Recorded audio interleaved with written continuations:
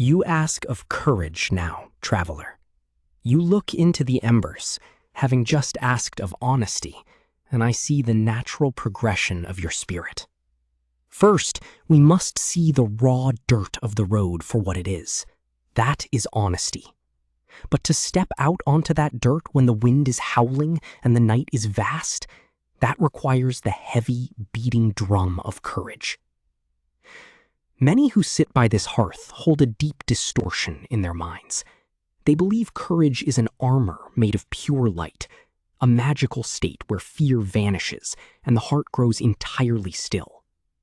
But if you wait for the trembling to stop before you step out the door, you will die sitting in the chair. The fear you feel, the quiet hesitation in your chest, is not your enemy. It is a vital signal. It is your own blood telling you that the stakes are real, that what lies ahead matters. Courage is not the absence of that fear.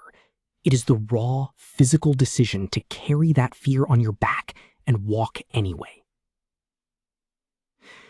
Listen to the tale of the ancient shield-bearers who guarded the narrow passes of the jagged northern coasts. There was a young recruit who stood in the shield wall for the first time as a massive, violent storm rolled in from the sea, bringing with it a tide of raiders. The young man looked at the veteran standing beside him, a scarred warrior whose face was like carved stone. The boy looked down and saw that his own hands were shaking violently against the wood of his shield.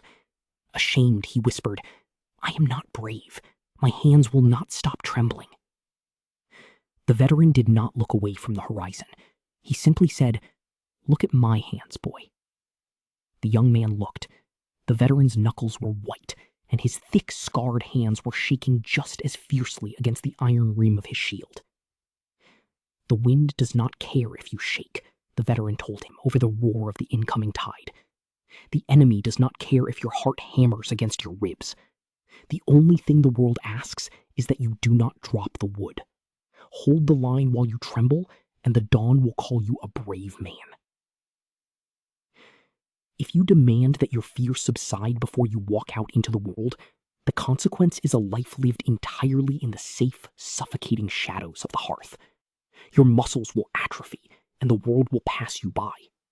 But if you accept that the shaking is just the friction of life moving through you, you will realize that courage is forged in the very act of stepping forward while terrified.